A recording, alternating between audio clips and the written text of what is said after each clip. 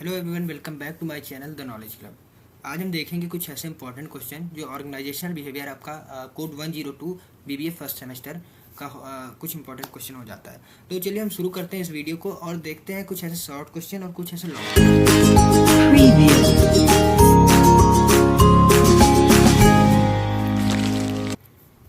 तो पहला हम देख लेते हैं शॉर्ट क्वेश्चन, इसमें क्या क्या हो सकते हैं।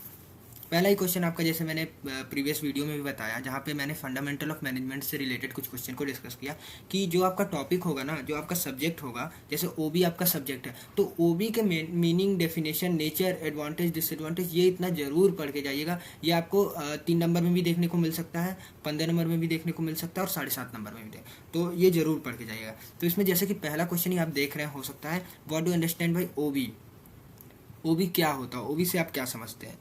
तो ओबी आपका ऑर्गेनाइजेशन बिहेवियर होता है, जहाँ पे ये बताता है कि कैसे जो एम्प्लॉय होते हैं कैसे रिएक्ट करते हैं, कैसे वर्क करते हैं, किस एनवायरनमेंट में वर्क करते हैं, ये आपका ओबी होता है। यहाँ पे आपको बताना है ऑर्गेनाइजेशन बिहेवियर क्या है। सेकंड क्वेश्चन हो जाता है व्हाट इज सेल्फ स्टीम। अब आप मोटिवेशन का हायरार्की जब पढ़ेंगे तो वहाँ पे सेल्फ स्टीम जो है नीचे से चौथे नंबर पे आता है। पहले साइकोलॉजिकल है, उसके बाद कुछ और है, मतलब मुझे ऐसे एग्जैक्ट नहीं याद आ रहा है। फिर लव एंड बिलोंगनेस है, फिर उसके बाद सेल्फ स्टीम है।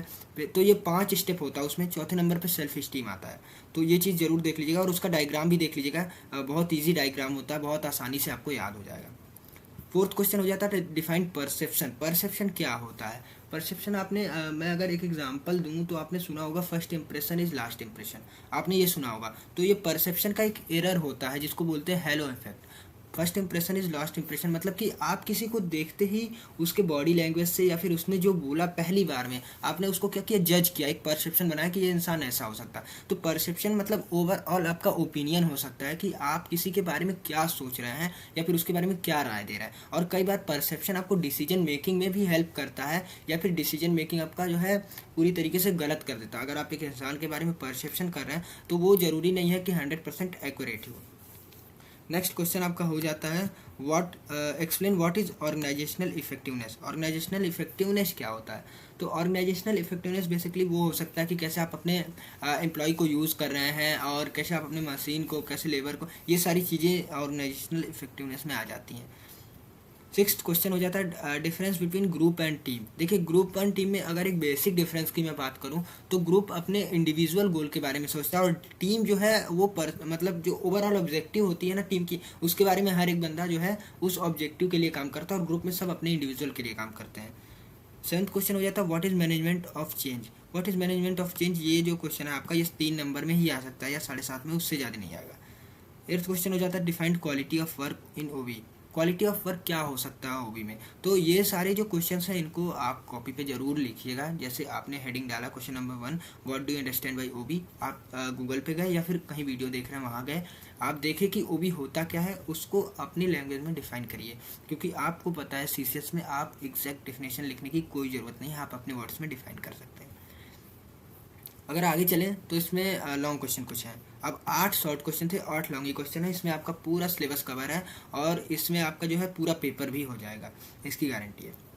Next question what do understand by individual behaviour and how to know individual behaviour. अब इंडिविजुअल बिहेवियर क्या होता है। इंडिविजुअल बिहेवियर मतलब कि एक इंसान का मतलब बिहेवियर क्या हो सकता है, उसको अपने बारे में जानना, सेल्फ अवेयरनेस एक तरीके से कह सकते हैं। अब इंडिविजुअल बिहेवियर कैसे अपने बारे में, कोई किसी जैसे आप हैं तो आपको कैसे पता चलेगा अपने बारे में। तो आप सेल्फ अवेयरनेस एक थियरी आती है इसकी, जौहरी विंडो आपका इसमें सिलेबस में भी है जौहरी विंडो, उसकी हेल्प से आप इंडिविजुअल बिहेवियर को समझ पाएंगे। सेकंड क्वेश्चन हो जाता है what is personality and its role in decision making. अब पर्सनालिटी क्या होती है और इसका रोल क्या होता है डिसीजन मेकिंग में। थर्ड क्वेश्चन आपका हो जाता है explain the term motivation and hierarchy of need. देखिए मोटिवेशन और हायरार्की ऑफ नीड आपका वही हो जाता है जो मैंने अभी आपको बताया। ये आपका ऐसे कुछ ट्रायंगल बनेगा और इसमें 5 ऐसे स्टेप रहेंगे। बहुत इजी है, बहुत ही ज़्यादा इजी है, आप इसको ज़रूर देखिएगा। क्योंकि अगर आपको मोटिवेशन का क्वेश्चन आता है और हायरार्की ऑफ नीड नहीं आता, अगर आप ये डायग्राम बनाएंगे ना तो आपको नंबर मिलेगा, इस बात की गारंटी है। तो ये देखिएगा ज़रूर, इसमें 5 ही स्टेप होता है और बहुत ही ज़्यादा ईजी होता है। पहला साइकोलॉजिकल होता है, हाँ मुझे याद आ गया, पहला साइकोलॉजिकल होता है, दूसरा सेफ्टी होता है, तीसरा लव एंड बिलोंगनेस होता है, चौथा सेल्फ स्टीम होता है और फिफ्थ होता है सेल्फ एक्चुअलाइजेशन। तो ये 5 चीज़ें होती हैं। साइकोलॉजिकल में आपका आता है बेसिक नीड जैसे रोटी कपड़ा मकान। सेफ्टी में आपका आ जाता है एजुकेशन या फिर जॉब आ जाता है। और क्या कहते हैं बिलोंगनेस में आपका आ जाता है लव एंड बिलोंगिंग, फैमिली और फ्रेंड्स। और फिर ये आपकी नीड होती हैं। जैसे आप साइकोलॉजिकल नीड को कंप्लीट किया आप सेफ्टी नीड पे पहुंचेंगे। फिर उसके बाद आप ये हायरार्की होती है। उसके बाद आप उसके एक स्टेप आगे लव एंड बिलोंगनेस पे पहुंचेंगे। फिर सेल्फ स्टीम जैसे आपको सेटिस्फैक्शन जॉब सेटिस्फैक्शन मिल गया। और फिर सेल्फ एक्चुअलाइजेशन। तो ये 5 इसके स्टेप होते हैं।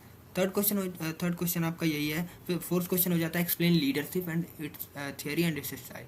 तो लीडरशिप आपको मैंने बताया क्या होता है। लीडरशिप होता है कि जिसमें हम लोगों को इन्फ्लुएंस करते हैं, मोटिवेट करते हैं पर्टिकुलर गोल को अचीव करने के लिए, वो लीडरशिप होता है। अब इसकी थियरी क्या हो सकती है और इसकी स्टाइल क्या हो सकते हैं। तो इसकी थियरी 5 थियरी होती है, 5 अच्छा है। मैं 3 मेन थियरी बताता हूँ आपको जो आप लिख के आ सकते हैं। ट्रेट, सिचुएशनल और बिहेवियर। तो ट्रेट थियरी क्या कहती है, जो लीडर होते हैं वो बॉर्न होते हैं, बॉर्न मेड होते हैं, उनको कुछ भी पढ़ाने की ज़रूरत नहीं होती है। वहीं आपको इसको मतलब पढ़ना पड़ेगा थोड़ा। मैं ऐसे ऊपर बता रहा हूँ, रफ आइडिया दे रहा हूँ। इसके आगे चले तो बिहेवियरल थ्योरी क्या कहती है कि नहीं, लीडर बॉर्न नहीं होते हैं, लीडर्स को जो है मतलब पढ़ाया जाता है। फिर उनके अंदर एक ऐसा बिहेवियर पाया जाता है लीडरशिप का जिससे पता चलता है कि वो लीडर है। और नेक्स्ट है हमारा सिचुएशनल। ये कहता है कि मतलब इससे मतलब नहीं है लीडर क्या है कैसे है। लीडर वो है असली जो अपने टास्क के हिसाब से अडॉप्ट कर ले चीज़ों को, वो लीडर होता है। जैसे जो टास्क मिला है उस टास्क को कंप्लीट करने के लिए चीज़ों को अडॉप्ट कर ले। तो ये इसकी 3 थियरी आप लिख के आ सकते हैं, बहुत ही ईजी है। Fifth question Johari window and transactional analysis. ये दोनों ही मोस्ट इंपॉर्टेंट क्वेश्चन आपके हो जाते हैं और इसमें कुछ डायग्राम भी हैं। जौहरी विंडो और ट्रांजेक्शनल एनालिसिस। ट्रांजेक्शनल एनालिसिस तो थोड़ा बड़ा है, जौहरी विंडो छोटा है। इसमें सेल्फ अवेयरनेस के बारे में आपको पता चलता है, जैसे आईवी की मैंने बात की है। और ये जौहरी विंडो आपका पर्सनालिटी से भी रिलेटेड होता है। नेक्स्ट क्वेश्चन आपका चलेंगे explain what is organisational development and change its culture. Organisational development क्या होता है और चेंज इट्स कल्चर क्या होता है, तो ये देख लीजिएगा। सेवंथ क्वेश्चन है define meaning organisational behaviour its model and culture. देखिए ओबी का मीनिंग पूछ लिया फिर से आपसे, और इसके मॉडल और कल्चर क्या होते हैं। और लास्ट क्वेश्चन आपका हो जाता है explain challenges and opportunity of OB. Challenges क्या क्या होते हैं ऑर्गेनाइजेशन बिहेवियर में और क्या क्या अपॉर्चुनिटीज़ होती हैं। तो ये कुछ 16 क्वेश्चन है जिसमें से मतलब मैं गारंटी दे सकता हूँ 80% ऐसे क्वेश्चन है जो आएंगे ही आएंगे आपके, और रिलेटेड आएंगे। ऐसा नहीं है कि मैं जो क्वेश्चन दे रहा हूँ यही आएंगे, रिलेटेड क्वेश्चन आते हैं। तो इस वीडियो को अपने फ्रेंड्स तक शेयर करिएगा, हमारे चैनल को सब्सक्राइब करिएगा और लाइक करिएगा। Thank you.